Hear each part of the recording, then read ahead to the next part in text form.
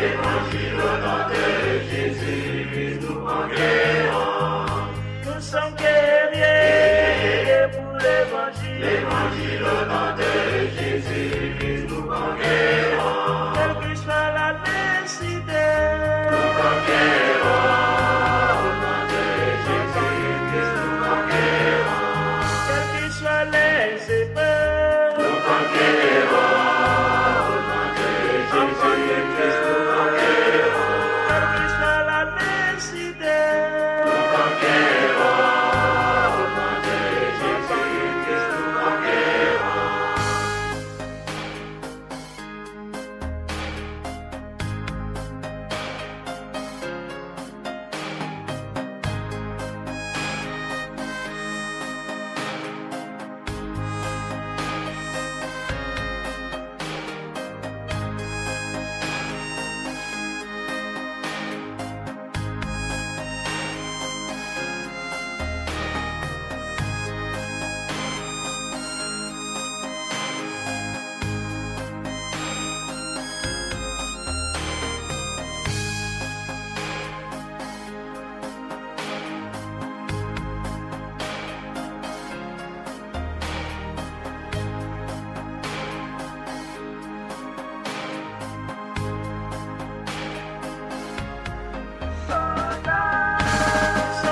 soldats pour l'évangile. Évangile au nom de Jésus, nous conquérons.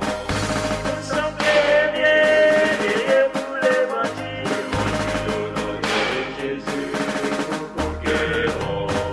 Nous sommes vaillants pour l'évangile. Évangile au nom de Jésus, nous conquérons. Nous sommes soldats.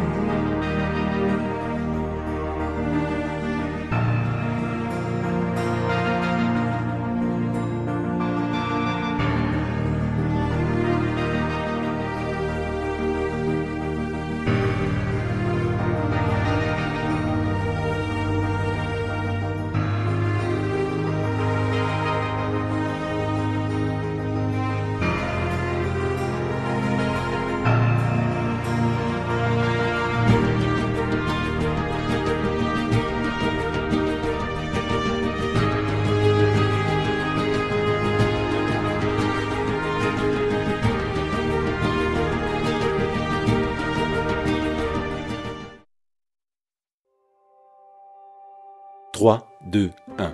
L'histoire de Dieu, du monde et de toi. 3. Dieu est l'union de trois personnes liées par l'amour. Au commencement, ils étaient trois, le Père, le Fils et le Saint-Esprit. Non pas trois dieux différents, mais un Dieu, union indissoluble de trois, une triunité, ou Trinité. La Trinité n'est pas un problème de maths ou une ancienne énigme. C'est la bonne nouvelle que Dieu est amour. Depuis toujours, le Père a aimé son Fils dans l'unité de l'Esprit. Comment pouvons-nous nous représenter cela ? En fait, le Fils de Dieu est l'image de Dieu. Il nous donne accès à la vie de Dieu. Ainsi, considérons par exemple la scène du baptême du Fils de Dieu. Nous y voyons le Saint-Esprit descendre sur lui, tandis que le Père déclare « Tu es mon enfant bien-aimé, tu fais toute ma joie ». Cette scène est un aperçu de la vie éternelle de Dieu. Le Père a toujours aimé son Fils avec la joie du Saint-Esprit. Mais cet amour était trop beau pour qu'il le garde pour eux. Le Dieu d'amour souhaitait le partager. Ainsi le Père a fait un monde au travers de son Fils et par son Saint-Esprit, car il veut que des milliards d'enfants rejoignent sa famille. Toi et moi avons été créés pour entendre cette déclaration. Tu es mon enfant bien-aimé, tu fais toute ma joie. Le sens de la vie, c'est de trouver notre place avec eux. 2. L'histoire du monde est l'histoire de deux hommes.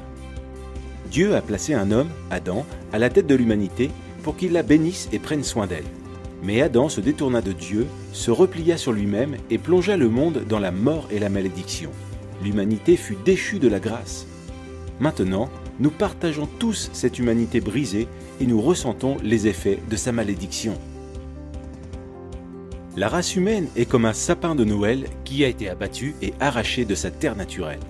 On peut se déguiser avec des décorations fantaisistes, on peut effectuer toutes sortes de bonnes actions. Mais nous périssons, nous n'avons aucune vie spirituelle en nous et nous nous dirigeons vers notre perte. La race d'Adam est sous la condamnation de Dieu. Dieu a prononcé un non définitif à ce mode de vie parce qu'il veut quelque chose de très différent pour nous. Il veut que nous trouvions tous la vraie vie dans un second Adam. Jésus-Christ. Le Fils est venu sur terre en devenant un simple homme et fut nommé Jésus. Il est entré dans notre monde brisé et a pris en charge notre cause perdue. Comme un champion qui gagne la course pour nous, Jésus prit place dans nos chaussures et vécut la vie parfaite que nous ne pourrions jamais vivre. Puis, sur la croix, il mourut d'une mort maudite, mort qui devait être la nôtre. Mais en faisant cela, il prit la nature maudite d'Adam et l'anéantit. En effet, 3 jours plus tard, il revint à la vie, avec une vie vraiment nouvelle, là où il n'y a ni mort ni malédiction. Il nous invite maintenant à entrer dans sa vie et dans sa famille. 1. Tu fais un avec Adam. Feras-tu un avec Jésus ? Par notre naissance, nous faisons un avec Adam. On dit bien tel père, tel fils. C'est pourquoi nous partageons aussi sa nature égoïste, sa mort et sa malédiction. Unis à Adam, nous n'avons pas de vie en nous-mêmes et aucun espoir pour l'avenir. Mais Jésus vient pour offrir une incroyable union avec lui. Telle une branche de sapin de Noël, nous pouvons être coupés de l'arbre Adam et greffés à l'arbre Jésus-Christ. Pensez aussi à une autre image d'union. Nous pouvons faire un avec Jésus comme dans un mariage. Imaginez un mariage entre un prince et une mendiante. Elle est sale et pauvre, avec un nom honteux et un avenir sans espérance. Pourtant, le prince l'aime et s'offre à elle dans le mariage. Dès qu'ils sont unis, que se passe-t-il ? Le prince prend toutes les dettes de son épouse et elle reçoit toutes les richesses de son prince. Il couvre son nom honteux et lui donne son nom. Elle est invitée dans sa vie, sa famille et son héritage.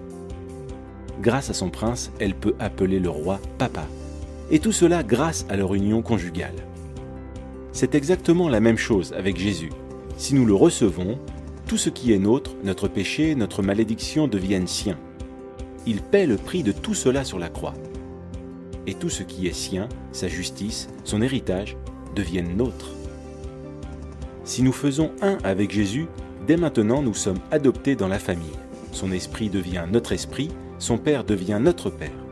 Nous appartenons à ses frères et sœurs dans l'Église, nous prions le même Père et l'entendons exprimer son amour pour nous par ses paroles. Tu es mon enfant bien-aimé, tu fais toute ma joie. Ce sont nos privilèges maintenant, et quand Jésus reviendra, nous participerons aussi à sa vie physique et immortelle. Il ramènera nos corps à la vie et créera un monde nouveau, juste et droit.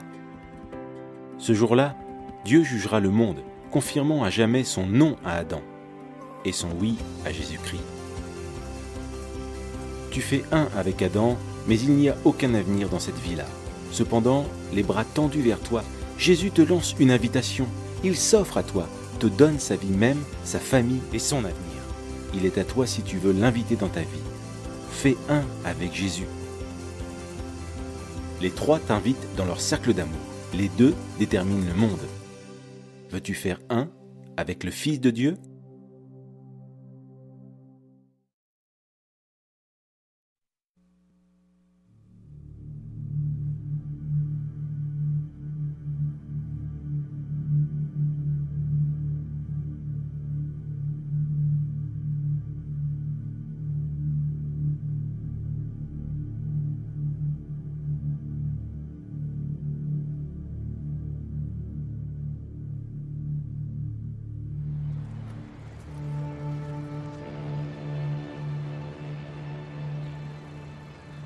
Pour les besoins de l'adaptation cinématographique, certains détails ont dû être changés. Cependant, l'histoire qui suit est authentique et le déroulement est identique à la réalité.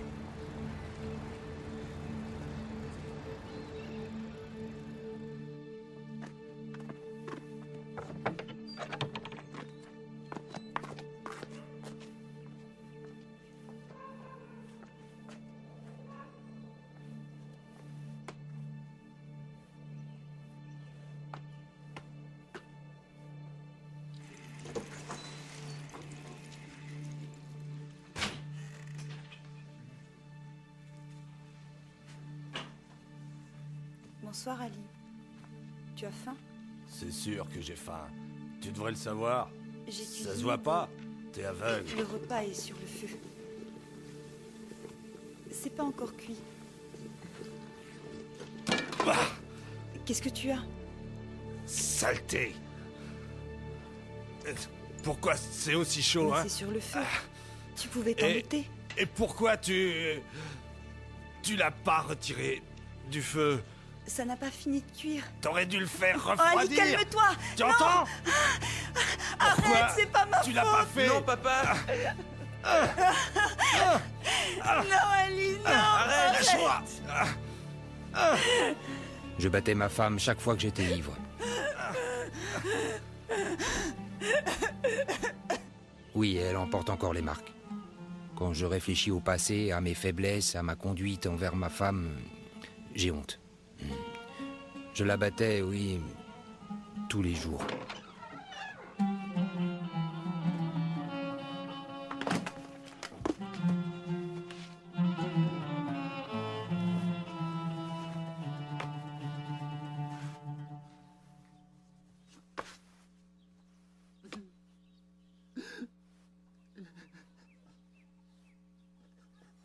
J'avais réellement honte devant ma femme et mes enfants. Mais je ne contrôlais rien, je ne pouvais pas m'en empêcher. Parfois je m'absentais de la maison, quelques jours pour donner un répit à ma femme. Je suis même parti pendant des mois, des années, que j'ai passé à Istanbul.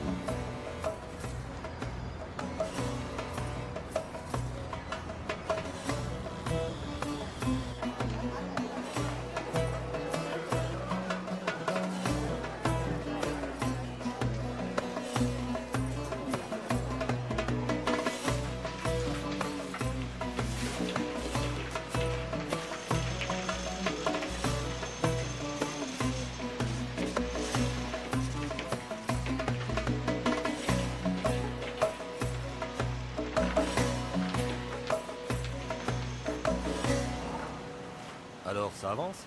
Oui, chef, ça va, merci. Très bien. Continuez. Allez.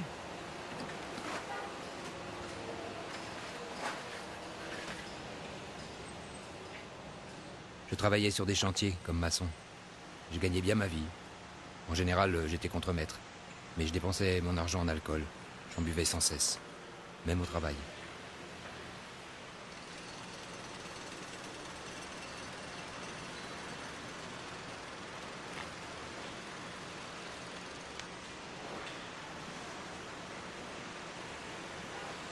On boit encore.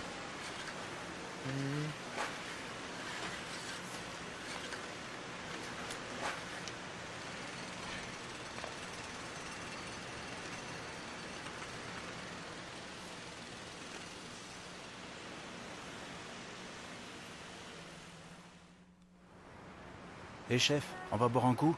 Tu viens avec nous? Non, pas cette fois. Tu viens pas? J'ai du travail. Ben, tu sais où nous trouver. On va au café comme d'habitude. D'accord. Salut. À plus tard, peut-être.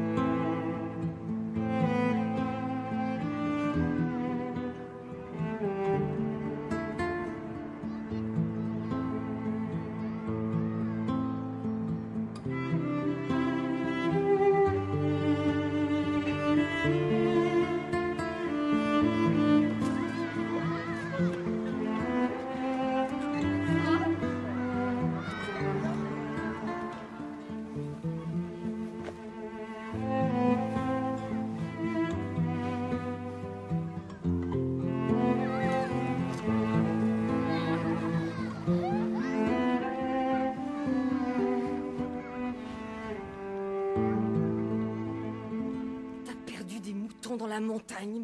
Comment on va les payer? L'argent, on pousse pas sur les arbres. T'es qu'un incapable. Je demande à Dieu qu'il te punisse. Va-t'en, je veux plus jamais te voir.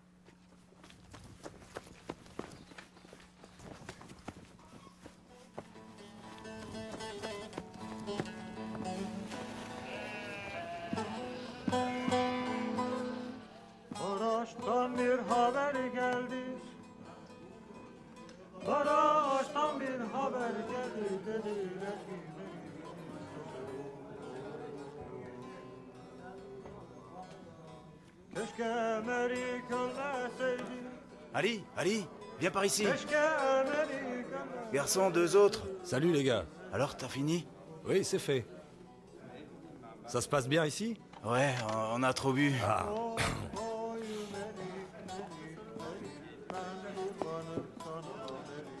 Apportez-moi un aussi, merci. Oui.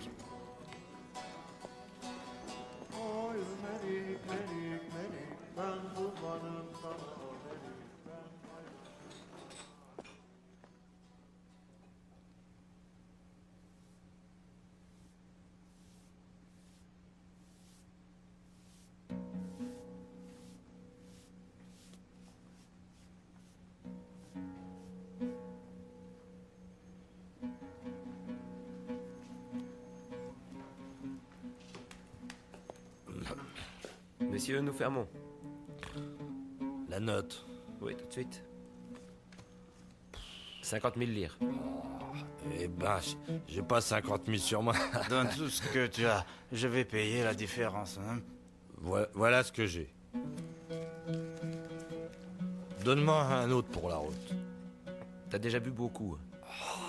Si j'avais bu tant que ça, je t'en demanderais pas un autre pour la route. Ok. Ah, mon Dieu. Je veux qu'il m'aide à arrêter de boire. Mais qui? Je lui parle très souvent.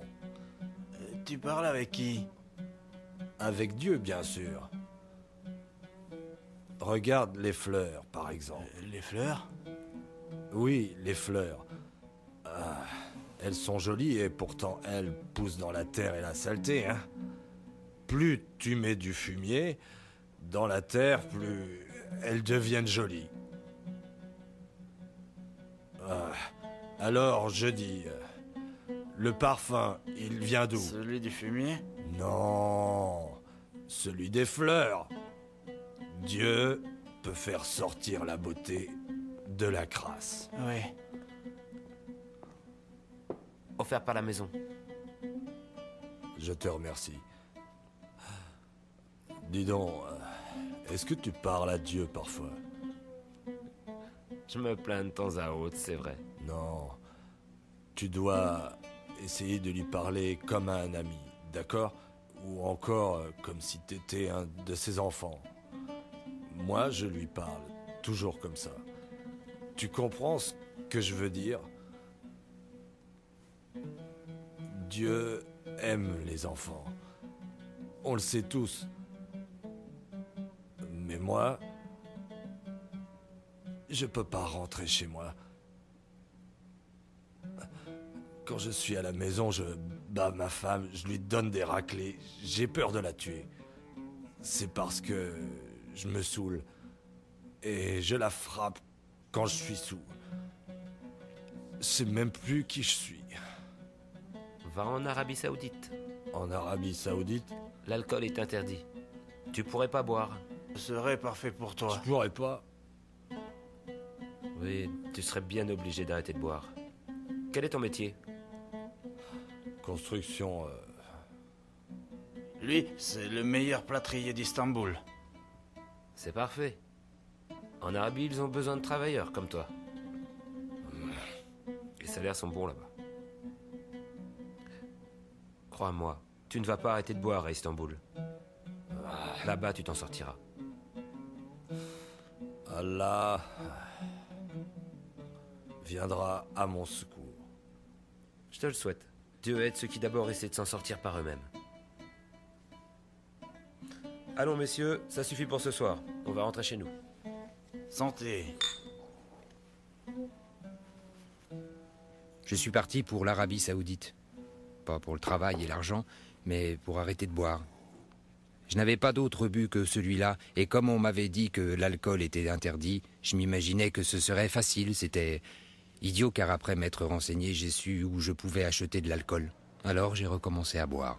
Oui, que Dieu me vienne en aide. Je peux pas boire ici. Alors, t'as vraiment arrêté? Oui, j'ai arrêté, oui, je t'assure. Je peux rien boire. Parce qu'ici, l'alcool est interdit. C'est pas facile d'en acheter. Alors j'en ai pas souvent. J'ai été prié à la Mecque. À la Mecque? J'ai fait le Oumra. Je voudrais faire le Hajj l'année prochaine. T'es contente? C'est une bonne nouvelle? Oui, très bonne.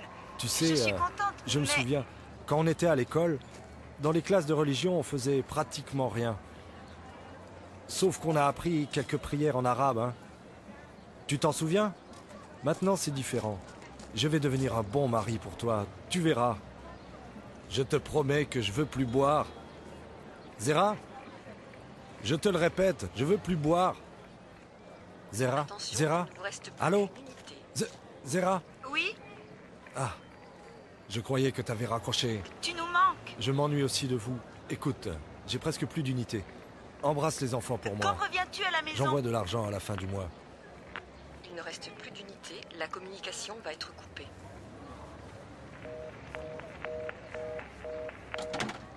Un an plus tard, avec un groupe d'amis, j'ai décidé de me rendre pour le Hajj à la Mecque en voiture. On devait voyager par groupe de 4 pèlerins dans chaque voiture. Personne ne voulait monter avec moi. J'avais pas mon permis de conduire et en plus j'étais mauvais conducteur.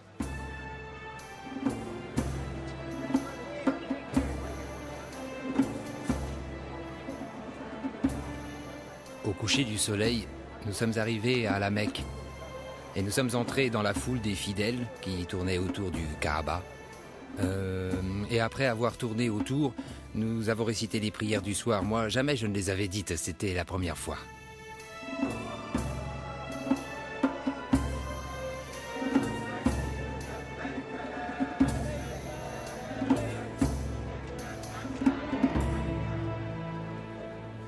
Cette journée a été très fatigante. J'espère que je vais arriver à dormir.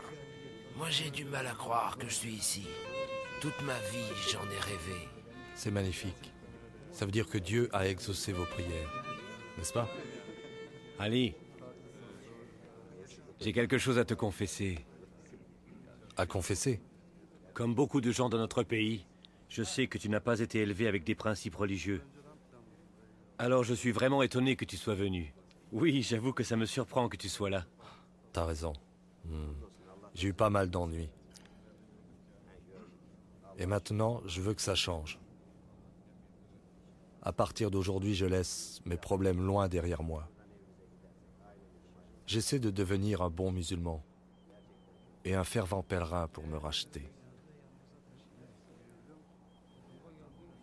Je veux arrêter de boire et vivre en paix avec mes enfants et ma femme. Nous sommes contents que tu sois là. Et on espère que Dieu acceptera tes prières. Ah, Inch'Allah. Merci. C'est encourageant. Mes amis, il est bien assez tard. Il faut qu'on aille se reposer. Que Dieu vous garde. Que Dieu te garde.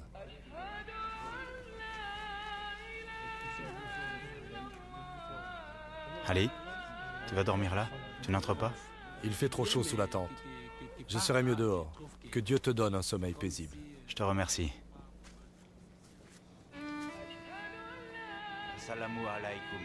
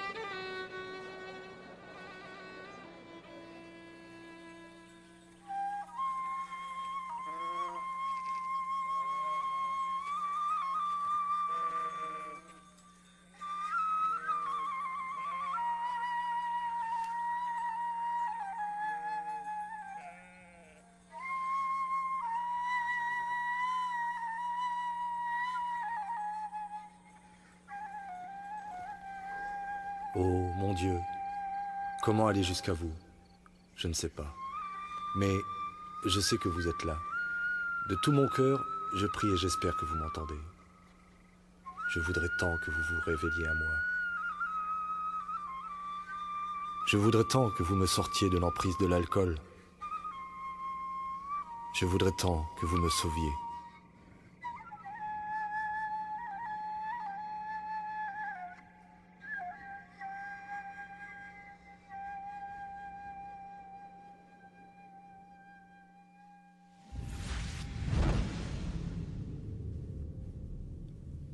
Tu m'appartiens.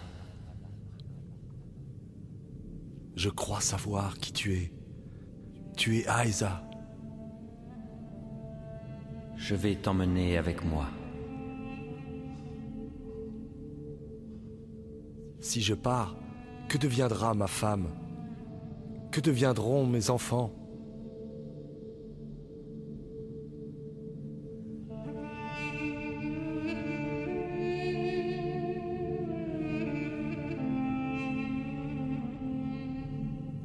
Va-t'en loin d'ici. Tu m'appartiens.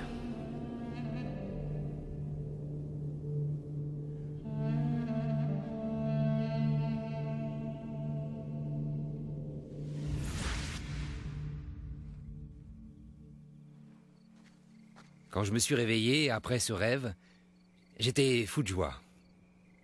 J'étais profondément ému. Je me sentais si léger, comme si j'avais des ailes. Je touchais le tapis pour savoir si j'étais sur Terre ou dans les airs. J'étais sur Terre et je l'ai vite compris, alors j'ai voulu refaire ce rêve, mais je n'avais pas sommeil, alors je n'ai rien rêvé du tout.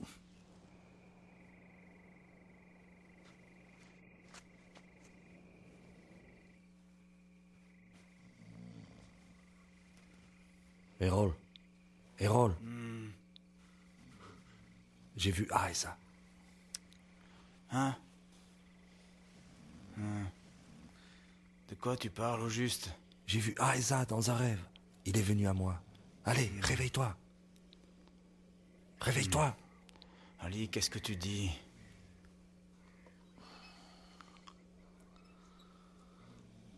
Tu es réveillé. Grâce à toi, oui. Ali.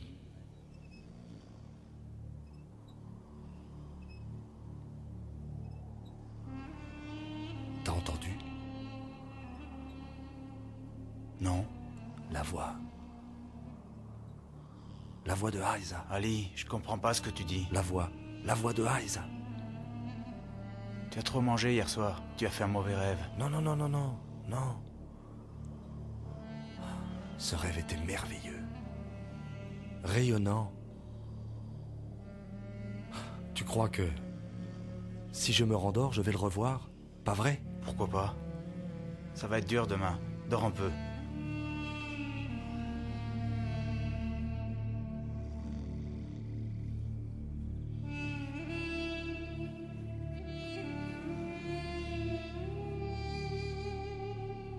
Ali, tu m'appartiens.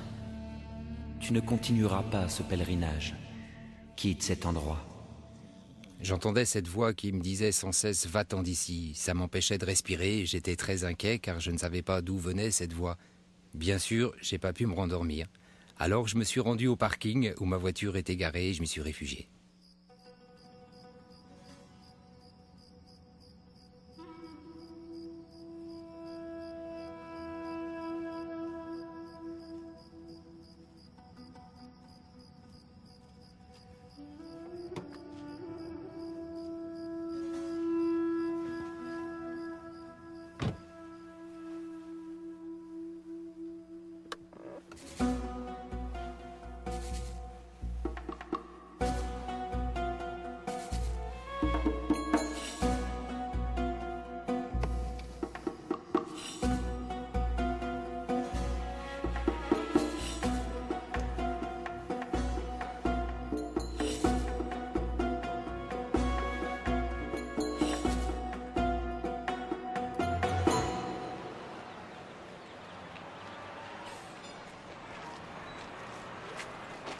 Ali? Qu'est-ce que tu fais là? Oui, je m'en vais. Qu'est-ce que tu as? Tu as passé la nuit ici? J'ai voulu dormir, mais j'ai pas pu. J'entends une voix. Tu entends une voix? Ah là, quel genre de voix? La voix de Aïza. La voix de Aïza? Je crois qu'Ali a passé une mauvaise nuit. En tout cas, on ne part pas de ça ici. On se retrouve chez Mina. Oui, parfait. Je viens vous rejoindre.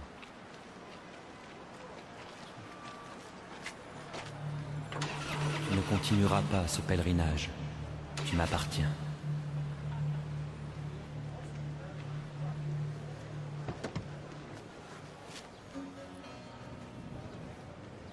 Errol! Errol! Errol! Errol, je viendrai pas avec vous. Y a du nouveau? La voix me demande de quitter cet endroit. Et je vais obéir. Ali.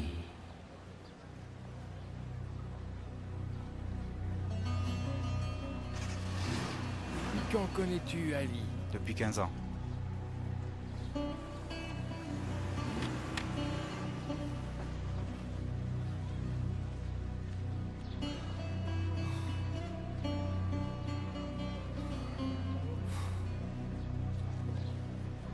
Je suis monté dans ma voiture et je suis parti pour Aqba, la ville où j'avais mon travail. Quand je suis arrivé chez moi, j'avais besoin de prendre une douche. C'est à ce moment-là que j'ai remarqué que la moitié des poils que j'ai sur la poitrine étaient blancs. J'ai pensé que c'était la poussière et la transpiration. J'ai frotté avec une serviette, mais mes poils étaient devenus blancs. Puis une voix intérieure se fit entendre en moi. Elle me disait: je te montrerai des choses encore plus extraordinaires. J'avoue qu'à ce moment-là, j'ai eu peur.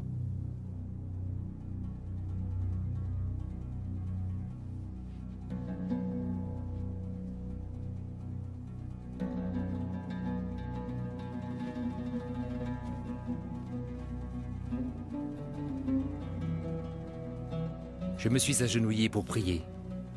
Ma crainte s'était doucement transformée en joie. Je sentais que Dieu était avec moi, qu'il allait m'aider. Je pressentais que j'allais être délivré de mes mauvaises habitudes et de mes problèmes, surtout celui de l'alcool. J'étais du coup submergé par la crainte de Dieu ainsi que par une paix intérieure intense. J'essayais de prier, mais je ne savais pas comment. Je ne savais pas quoi dire. Alors j'ai dit simplement: oui Seigneur, à partir de maintenant, je ferai tout ce que tu me demanderas. Je ferai tout ce que tu me demanderas. Je ferai tout ce que tu me demanderas.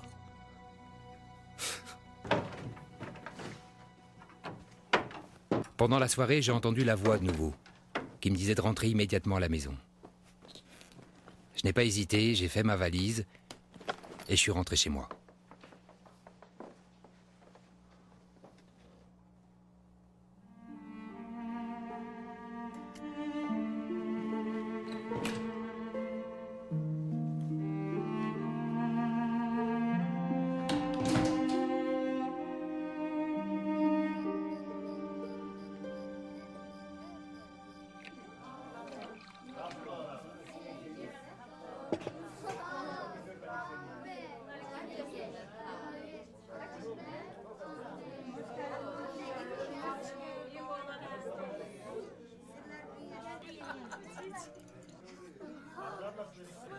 Tous mes voisins étaient venus chez moi pour me revoir. Nous étions tous très joyeux. Ils savaient qu'avant je battais ma femme et que je maltraitais mes enfants. Mais ils m'aimaient bien quand même. À un moment donné, la voix en moi m'a dit: lève-toi.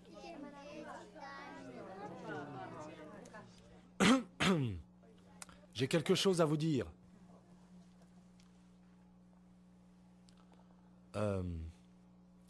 Quand j'étais en Arabie Saoudite, j'ai vu Jésus dans un rêve. Et Jésus m'a changé. Je veux vous dire que désormais, je vais suivre Jésus.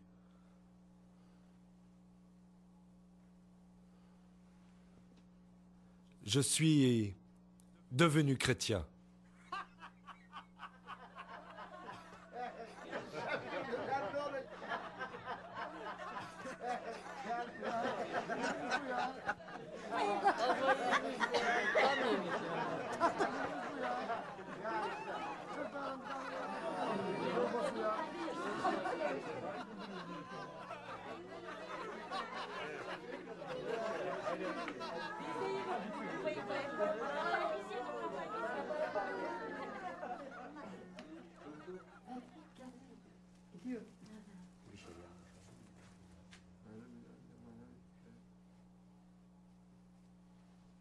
Allez, il est l'heure d'aller vous coucher. Allez.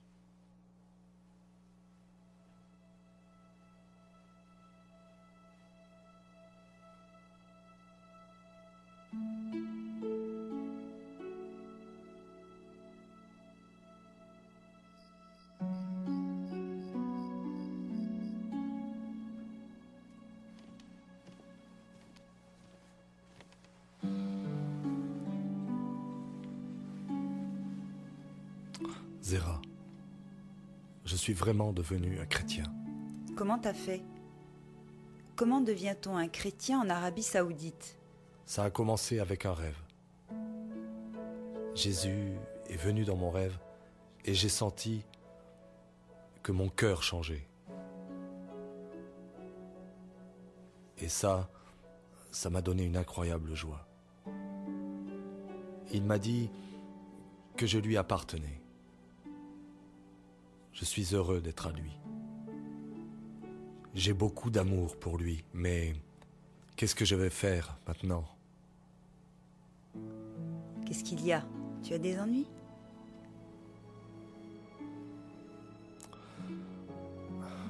Zéra, tu sais que je t'aime beaucoup. Je t'ai toujours aimé.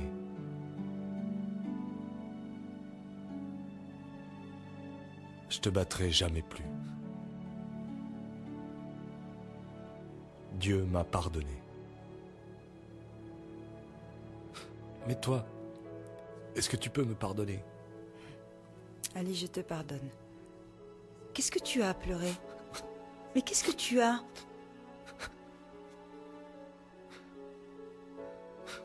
Zéra, maintenant, je suis un chrétien, mais toi, tu ne l'es pas. Alors, qu'allons-nous faire? Qu'est-ce que nous devons faire, Zéra? Ce n'est rien, Ali. Si t'es devenu chrétien, alors... Moi aussi, je peux. Ah oui?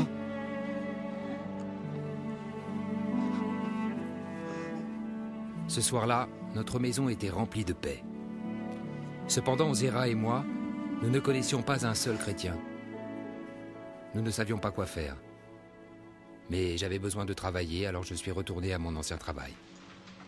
En Arabie Saoudite, j'ai fait ce rêve. Eh, vous êtes payé comme maçon, pas pour bavarder. Alors vous placez ces briques ou quoi?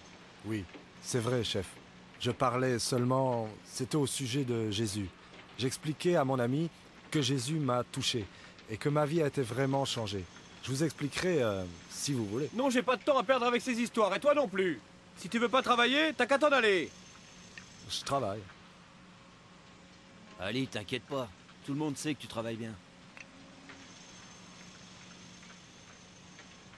J'ai été renvoyé quand même. Et j'ai trouvé un autre travail et j'ai vite été renvoyé. J'ai pas arrêté de changer de boulot, mais à chaque fois je parlais trop et on me renvoyait. Je ne pouvais pas m'empêcher de dire combien ma vie avait changé et mon désir de faire savoir à mes collègues de travail ce que Jésus offrait à chacun était plus fort que tout, plus fort que le travail.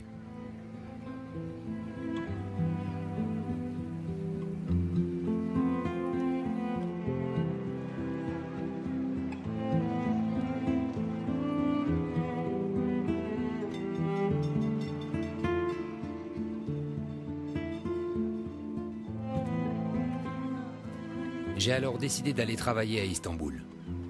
Il y avait maintenant 2 ans depuis que j'avais rencontré Jésus pour la première fois. Pendant ce temps, je n'avais jamais rencontré un chrétien et je n'avais pas lu le Nouveau Testament.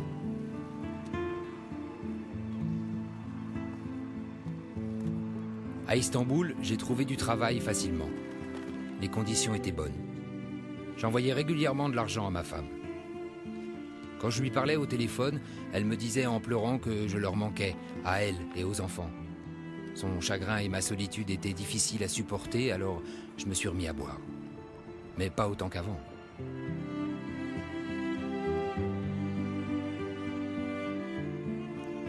Je ne savais pas quoi faire. Une voix à l'intérieur me disait que je devais retourner à Maraş.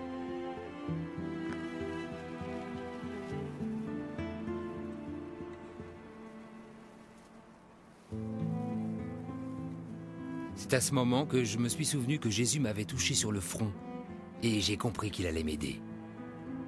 Je suis rentré à Marache.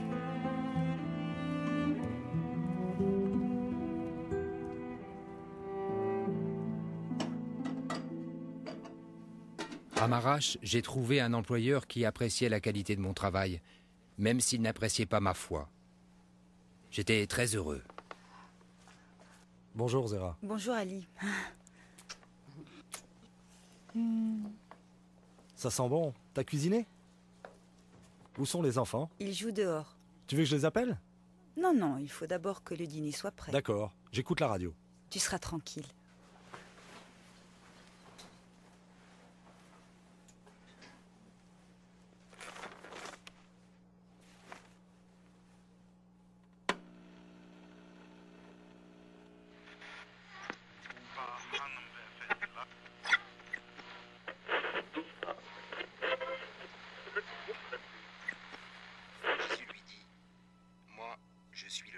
Zéra, Zéra, viens, fais vite.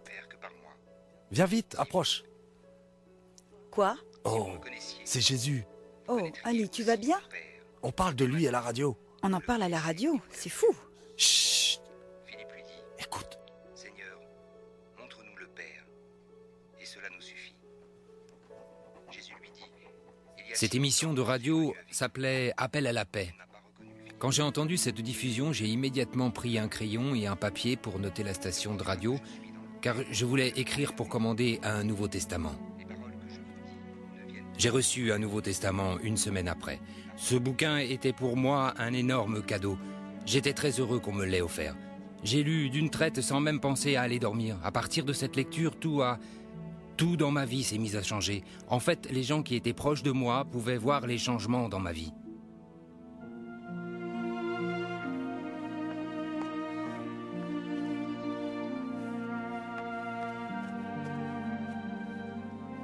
Maintenant, j'invite les gens chez moi et je leur pose à tous cette question. Désires-tu réellement voir le paradis? Si ta réponse est oui, alors viens chez moi. Je te remercie, Zéra, merci. Ali ne pourrait pas amener mon mari à lire le Nouveau Testament? En fait, ce n'est pas nécessaire de forcer ton mari. Le Seigneur l'attirera à lui par son amour. Je suis certaine qu'Ali parlera à ton mari, si ce n'est pas déjà fait. Ali est devenu une très bonne personne maintenant. C'est incroyable, je t'envie. J'ai eu une enfance extrêmement difficile. Je me sentais rejeté par ma famille qui ne m'aimait pas. Adolescent, je travaillais comme berger. J'étais persuadé qu'il y avait un Dieu, qu'il existait, même si je ne le connaissais pas. Je lui expliquais mes ennuis et il partageait mes peines. J'avais l'impression qu'il me réconfortait et je trouvais la paix en pensant qu'il était là.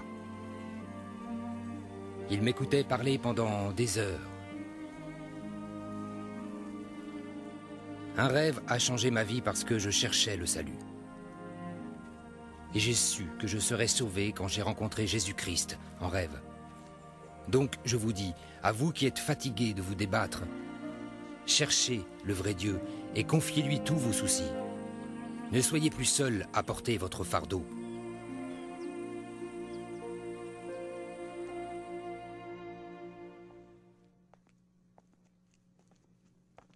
Bonjour.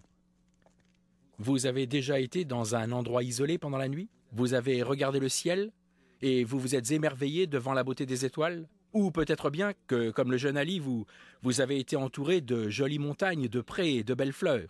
Notre reconnaissance est d'abord instinctive, et nous remercions Dieu d'avoir mis à notre disposition cette nature merveilleuse.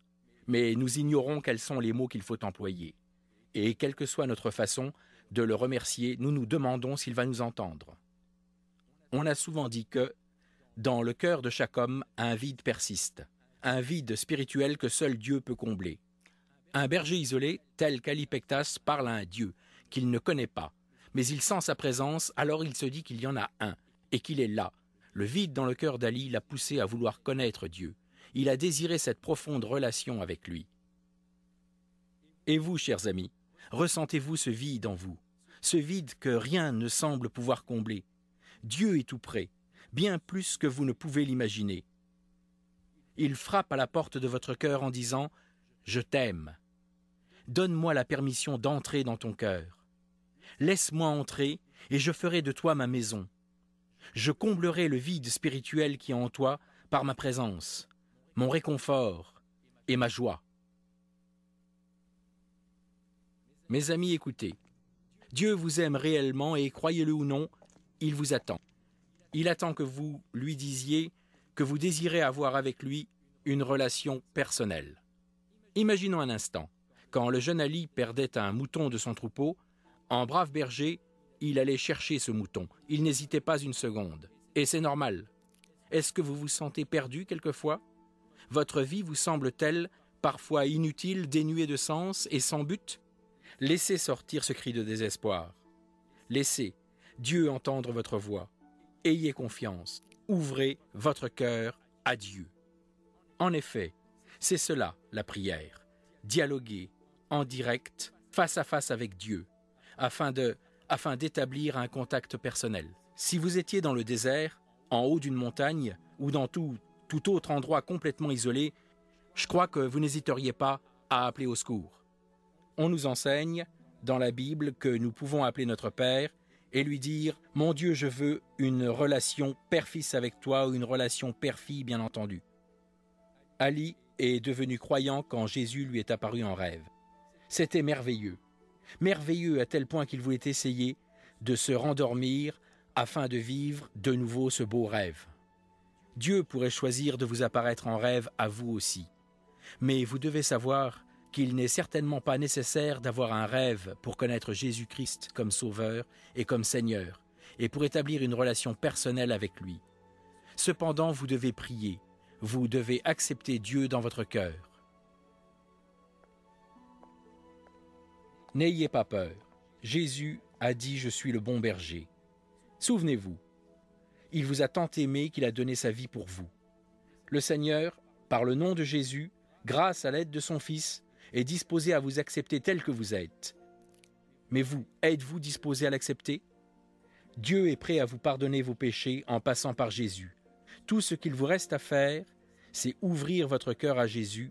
Si vous êtes prêt à faire cela, unissez-vous à moi pour prier dans la foi. Répétez les mots de cette prière après moi. Dieu du ciel, je te demande d'entendre ma prière. Je confesse que je suis un pécheur et j'ai la conviction que pour me sauver, tu as envoyé ton Fils Jésus. Sache que j'accepte Jésus-Christ comme mon Sauveur et mon Seigneur. Pardonne-moi mes péchés, rends-moi l'innocence et donne-moi la force de marcher sur tes pas. Exauce ma prière. Je te le demande au nom de Jésus-Christ. Amen.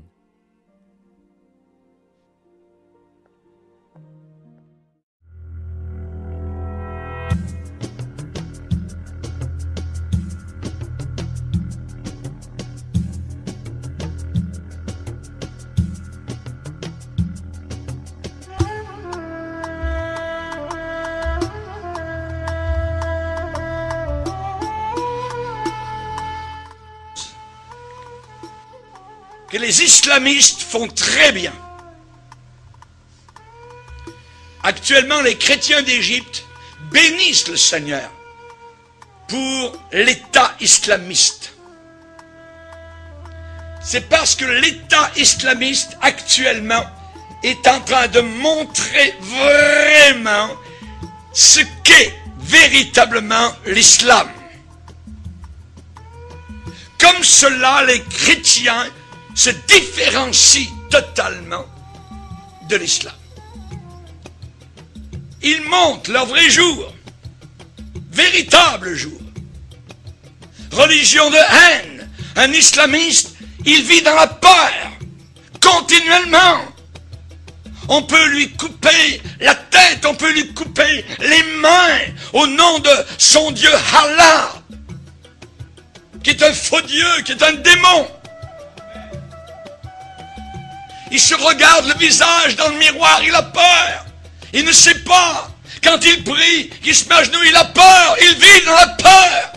Nous les chrétiens, nous sommes véritablement la religion de paix, la religion d'amour. Nous pardonnons.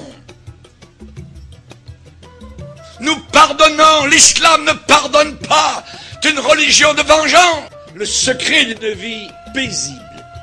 Une vie paisible. Nous les chrétiens, nous ne sommes pas des contentieux, nous ne sommes pas des gens de guerre, des gens de troubles.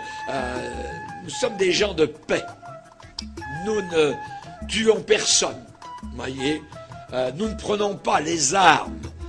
Nous ne sommes pas armés de couteaux pour tuer au nom de notre Dieu, voyez.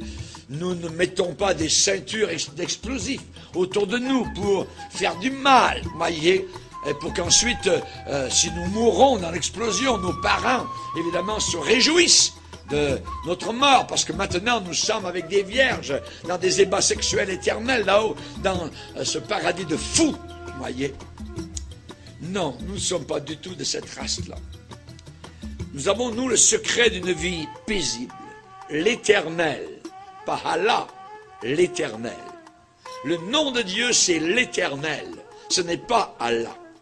L'éternel est mon berger, je ne manquerai de rien. Dans les locaux de ce journal, Charlie, eh bien, il y avait un homme du gouvernement français qui déclarait en disant, eh bien, ces gens-là tuent.